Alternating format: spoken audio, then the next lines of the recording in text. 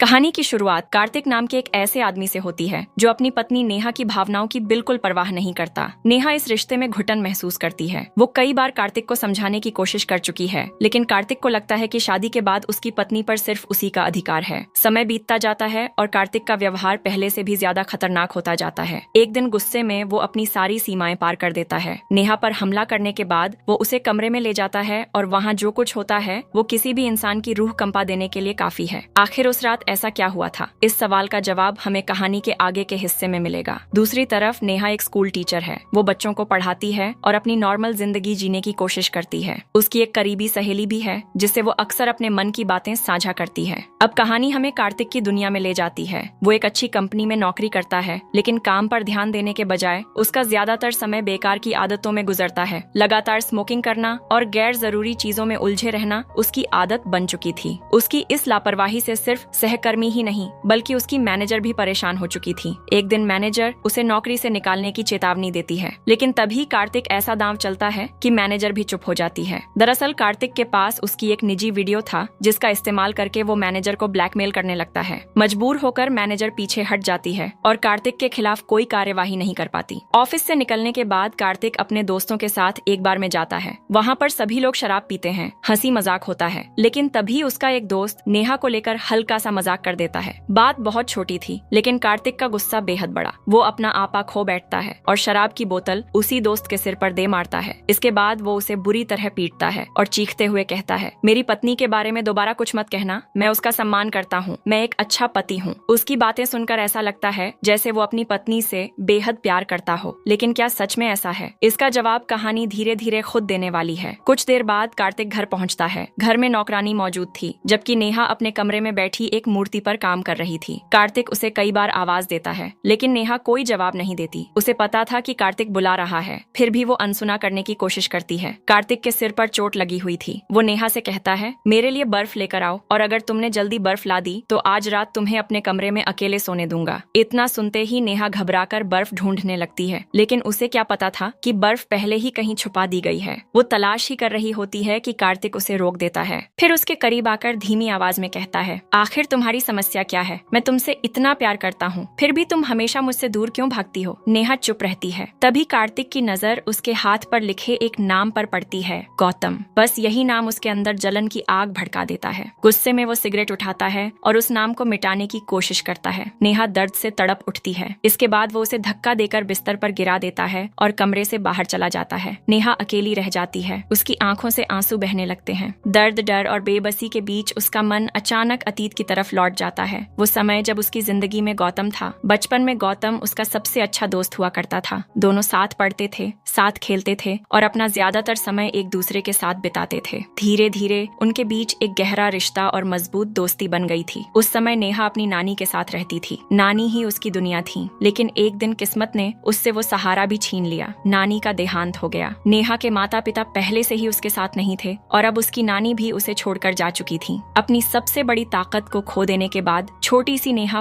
पूरी तरह टूट गई थी। वो अकेली बैठी रो रही थी और उसे बिल्कुल अंदाजा नहीं था कि उसकी जिंदगी आगे चलकर कितने मुश्किल आने वाले हैं। फिलहाल कहानी वापस वर्तमान समय में लौटती है। सुबह का समय था। नेहा स्कूल जाने की तैयारी कर रही थी, लेकिन उसका टिफिन अभी तक तैयार नहीं हुआ था। नौकरानी घबरा कर कहती है, मैडम बस 2 मिनट और, लेकिन उसकी बात पूरी भी नहीं होती कि कार्तिक अचानक गुस्से में भड़क उठता है। वो ऊंची आवाज में कहता है, तुम मेरी नेहा के लिए समय पर खाना भी तैयार नहीं कर सकती? उधर नेहा शांत स्वर में कहती है, मुझे टिफिन नहीं चाहिए, मैं निकल रही हूँ। बस इतना सुनते ही कार्तिक का गुस्सा और बढ़ जाता है। वो अपना गुस्सा नौकरानी पर निकालने लगता है और उसे डांटते हुए कहता है कि नेहा की तबीयत खराब होने की वजह वही है। कुछ देर बाद कार्तिक खुद रसोई में जाता है और अपने हाथों से नेहा के लिए डोसा बनाता है, लेकिन समस्या ये थी कि नेहा को डोसा बिल्कुल पसंद नहीं था। जब वो खाने से मना करती है तो कार्तिक उसे धमकी देते हुए कहता है, अगर तुमने आज ये नहीं खाया तो तुम स्कूल नहीं जाओगी, और सिर्फ आज नहीं, मैं तुम्हें कभी भी काम पर नहीं जाने दूंगा। ये सुनकर नेहा मजबूरी में खाना शुरू कर देती है। हर निवाले के साथ उसकी आंखें भीग रही थीं। उसे खाते देखकर कार्तिक अजीब सी मुस्कान के साथ कहता है, तुम भी कमाल हो, जब खाना देता हूँ तो खाती नहीं, और जब मजबूर करता हूँ तो चुपचाप खा लेती हो। कुछ देर बाद कार्तिक खुद उसे स्कूल छोड़ने निकलता है, लेकिन रास्ते भर उसका व्यवहार अजीब लग रहा था। स्कूल पहुंचने से ठीक पहले वो गाड़ी रोक देता है। उसके बाद जो होता है वो नेहा को अंदर तक तोड़ देता है। जब वो स्कूल के अंदर पहुंचती है तो उसके लिए ठीक से चलना तक मुश्किल हो रहा था। क्लास में जाने के बजाय वो सीधे वॉशरूम वॉशरूम चली जाती है। वहीं उसकी दोस्त वैशाली उसे देख लेती है। नेहा की हालत देखकर वैशाली समझ जाती है कि कुछ बहुत गलत हुआ है। काफी पूछने पर नेहा टूट जाती है और उसे सारी बातें बता देती है। ये सुनकर वैशाली उसे तुरंत अस्पताल लेकर जाती है, जहाँ उसका इलाज करवाया जाता है और जरूरी दवाइयाँ दिलाई जाती हैं। शाम को घर लौटने के बाद नेहा अपने कमरे में अकेली बैठी रोने लगती है। आंसू बहते बहते उसका मन फिर अतीत की गलियों में पहुंच जाता है। उसे वो दिन याद आने लगते हैं जब उसकी नानी के जाने के बाद उसकी दुनिया पूरी तरह बदल गई थी। नानी की मृत्यु के बाद नेहा बिल्कुल अकेली पड़ गई थी। ऐसे समय में उसके मामा उसे अपने साथ ले जाने का फैसला करते हैं। जब नेहा ये बात गौतम को बताती है तो गौतम उसे तसल्ली देते हुए कहता है, चिंता मत करना, बस मुझे भूलना मत। पढ़ाई पूरी होते ही मैं भी तुम्हारे शहर आ जाऊंगा। इसके बाद नेहा अपने मामा के साथ चली जाती है। मामा उसकी देखभाल करते हैं, उसकी हर जरूरत का ध्यान रखते हैं और उसे कभी अकेला महसूस नहीं होने देते। लेकिन एक चीज कभी नहीं बदलती, नेहा और गौतम की बातें। ऐसा शायद ही कोई दिन होता था जब दोनों एक दूसरे से बात न करते हों। लैंडलाइन फोन के जरिए उनकी दोस्ती पहले जैसी ही बनी रहती है। समय बीतता है, दोनों बड़े हो जाते हैं। गौतम अपनी पढ़ाई पूरी कर लेता है और एक दिन नेहा से कहता है, बहुत जल्द मैं तुमसे मिलने आ रहा हूँ। नेहा को लगता है कि शायद इसमें अभी काफी समय लगेगा, लेकिन अगले ही दिन गौतम उसके कॉलेज पहुँच जाता है। उसे देखकर नेहा की खुशी का ठिकाना नहीं रहता। गौतम मुस्कुराते हुए बताता है कि उसकी फैमिली अब इसी शहर में शिफ्ट हो चुकी है। वो कहता है, अब मैं तुम्हें छोड़कर कहीं नहीं जाऊंगा। एक बार फिर दोनों पहले की तरह समय बिताने लगते हैं। बचपन की दोस्ती अब गहरे प्रेम में बदल चुकी थी। इसी दौर में नेहा अपने हाथों पर गौतम का नाम लिखवाती है, जो उसके प्यार की निशानी बन जाता है। तभी कहानी फिर वर्तमान समय में लौट आती है। कार्तिक काम से घर वापस आता है और नेहा के पास बैठ जाता है। कुछ देर बाद जब नेहा की आंख खुलती है तो वो उसके सामने एक लड्डू रखता है। सुबह उसने नेहा को उसकी पसंद के खिलाफ डोसा खाने पर मजबूर किया था। उसे पता था कि नेहा को लड्डू पसंद हैं। शायद वो अपने व्यवहार की भरपाई करना चाहता था। वो माफी मांगते हुए कहता है, ये लो, तुम्हारे लिए लाया हूँ। लेकिन नेहा साफ इनकार कर देती है। उसके मना करते ही कार्तिक का चेहरा बदल जाता है। वो गुस्से में लड्डू जमीन पर फेंक देता है और चिल्लाते हुए कहता है, आखिर तुम्हारी समस्या क्या है? मैं तुम्हारी परवाह करता हूँ, तुम्हारा ध्यान रखता हूँ, फिर भी तुम मुझसे नफरत क्यों करती हो? इस बार नेहा भी चुप नहीं रहती। वो ऊंची आवाज में कहती है, किसी को दर्द देना प्यार नहीं होता, किसी की इच्छा के खिलाफ उसे मजबूर करना प्यार नहीं होता, किसी के हाथ जलाना प्यार नहीं होता। कुछ पल रुककर वो आगे कहती है, मैं गौतम से प्यार करती हूँ और हमेशा उसी से प्यार करूंगी। तुम्हारे लिए मेरे दिल में कुछ नहीं है। ये सुनते ही कार्तिक के चेहरे पर खतरनाक गुस्सा दिखाई देने लगता है। वो धीमी लेकिन डरावनी आवाज में कहता है, अच्छा तो सारी वजह गौतम है। अब समझ आया कि तुम मुझसे प्यार क्यों नहीं करती। फिर वो नेहा के और करीब आकर कहता है, चलो अभी इसी वक्त मुझे आई लव यू बोलो। नेहा चुप रहती है। कार्तिक की आवाज और सख्त हो जाती है, मैं आखिरी बार कह रहा हूँ, अभी मुझे आई लव यू बोलो वरना बहुत बुरा होगा। और यहीं पर कहानी का माहौल पहले से भी ज्यादा डरावना हो जाता है। यानी अब कार्तिक सिर्फ नेहा का साथ नहीं चाहता था, वो किसी भी कीमत पर उससे अपने लिए प्यार का इजहार सुनना चाहता था। गुस्से में वो पास रखी कांच की बोतल उठाता है और पूरी ताकत से जमीन पर दे मारता है। बोतल के टुकड़े चारों तरफ बिखर जाते हैं, लेकिन इसके बावजूद भी नेहा उसके सामने आई लव यू नहीं कहती। ये देखकर कार्तिक का व्यवहार और भी असामान्य हो जाता है। वो टूटी हुई बोतल का एक टुकड़ा उठाता है और खुद को नुकसान पहुंचाने लगता है। उसकी हालत देखकर नेहा घबरा जाती है। उसे समझ नहीं आता कि आखिर क्या करे। डर और तनाव के बीच उसका शरीर जवाब दे देता है और वो वहीं बेहोश होकर गिर पड़ती है। कुछ देर बाद कार्तिक डॉक्टर को बुलाता है। जांच के बाद डॉक्टर बताते हैं कि घबराने वाली कोई बात नहीं है। लगातार मानसिक तनाव की वजह से नेहा बेहोश हुई है और जल्द ही उसे होश आ जाएगा। कुछ समय बाद जब नेहा की आंख खुलती है तो उसे आंगन की तरफ से अजीब सी आवाजें सुनाई देती हैं। वो बाहर जाकर देखती है कि कार्तिक ने आंगन में ढेर सारी लकड़ियां जमा कर रखी हैं। लकड़ियों के ऊपर उसने तेल डाल रखा था और वो खुद उसी ढेर के बीच खड़ा था। फिर वो नेहा की तरफ देखकर कहता है, अगर तुमने अभी मुझे आई लव यू नहीं कहा तो मैं खुद को आग लगा दूंगा। इतना कहकर वह माचिस की तीली जला लेता है। उसकी आंखों में एक अजीब सी जिद दिखाई दे रही थी। नेहा समझ जाती है कि इस समय हालात बहुत बिगड़ चुके हैं। डर और घबराहट में वो वही शब्द बोल देती है जो कार्तिक सुनना चाहता था, लेकिन उसके शब्दों में प्यार नहीं, सिर्फ मजबूरी थी। इसके बाद कहानी एक बार फिर अतीत की तरफ मुड़ती है। हमें वो समय दिखाया जाता है जब नेहा पहली बार अपने मामा के घर रहने आई थी। यहीं उसकी मुलाकात कार्तिक से हुई थी। असल में कार्तिक कोई अनजान व्यक्ति नहीं था, वो उसके मामा का बेटा था। कई साल पहले ही परिवार के बड़े बुजुर्गों ने मजाक मजाक में दोनों के भविष्य को जोड़कर देखना शुरू कर दिया था। बचपन में ही कार्तिक को बार बार कहा जाता था कि नेहा का ध्यान रखना उसकी जिम्मेदारी है। शायद यही बात उसके मन में इतनी गहराई से बैठ गई कि समय के साथ उसका लगाव एक जुनून में बदलने लगा। वो हर समय नेहा के आसपास रहना चाहता था, उसकी छोटी छोटी जरूरतों का ख्याल रखता था। धीरे धीरे उसकी पूरी दुनिया नेहा के इर्द गिर्द सिमटने लगी। दोनों साथ खेलते हुए, साथ पढ़ते हुए बड़े हुए। लेकिन उम्र बढ़ने के साथ कार्तिक कार्तिक का लगाव सामान्य नहीं रहा। अब वो नेहा को अपने जीवन का हिस्सा नहीं बल्कि अपनी निजी संपत्ति की तरह देखने लगा था। उधर दूसरी तरफ गौतम और नेहा की दोस्ती भी फिर से गहरी होने लगी थी। दोनों एक दूसरे के और करीब आ चुके थे। हालांकि इस बारे में न तो कार्तिक को कुछ पता था और न ही घर के बाकी लोगों को। एक दिन गौतम से मिलने के बाद जब नेहा घर लौटती है तब उसे पता चलता है कि उसके मामा और परिवार के कुछ लोग एक शादी में जा रहे हैं। वे अगले दिन लौटने वाले थे।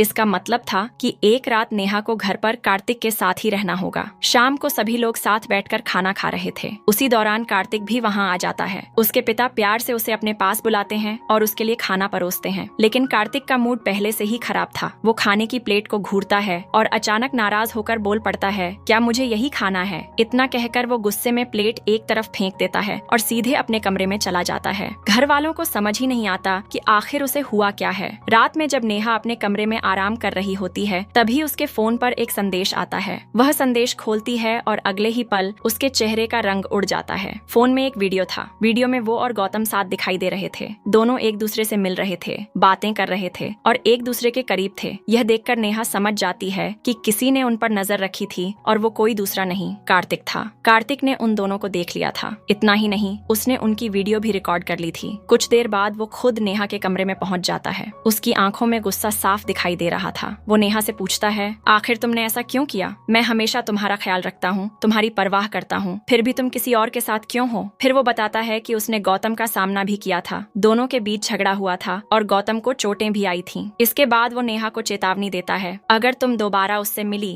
तो इस बार मामला सिर्फ लड़ाई तक नहीं रुकेगा। ये सुनकर नेहा बुरी तरह घबरा जाती है। उसे डर लगने लगता है कि कहीं कार्तिक सचमुच कोई बड़ा नुकसान न कर दे। अगली सुबह जब कार्तिक के पिता घर लौटते हैं तो कार्तिक सीधे उनके पास पहुंच जाता है। वो नाराजगी से कहता है, आप हमेशा कहते थे कि नेहा मेरे साथ रहेगी, लेकिन वो किसी और के साथ है। आप उसे समझाइए, वरना मैं कुछ ऐसा कर दूंगा जिसका पछतावा सबको होगा। कार्तिक के जाने के बाद माहौल पूरी तरह बदल जाता है। तब नेहा हिम्मत जुटाकर अपने मामा से अपने दिल की बात कहती है। आंखों में आंसू लिए वो स्वीकार करती है कि वो गौतम से बेहद प्यार करती है और अपना पूरा भविष्य उसी के साथ देखना चाहती है। लेकिन तभी नेहा के मामा गहरी सांस लेते हुए उससे कहते हैं, नेहा, तुम्हारी नानी ने मुझसे वादा लिया था कि मैं हमेशा तुम्हारा ख्याल रखूंगा। उन्होंने मुझसे ये भी कहा था कि सही समय आने पर तुम्हारी शादी कार्तिक से करवा दूं। फिर वे उसे बताते हैं कि बचपन में ही दोनों परिवारों ने उनकी शादी की बात तय कर दी थी। कार्तिक की माँ उसके बचपन में ही इस दुनिया से चली गई थी। उसके बाद वो ज्यादातर समय अकेले ही रहता था। घंटों अपने कमरे में बैठा रहता, एक गुड़िया से बातें करता और उसी के साथ खेलता रहता। शुरुआत में सबको ये एक सामान्य आदत लगी, लेकिन समय के साथ ये चिंता का कारण बनने लगी। जब उसके पिता ने डॉक्टर से सलाह ली तब उन्हें पता चला कि लगातार अकेलेपन का असर उसके व्यवहार पर पड़ रहा है।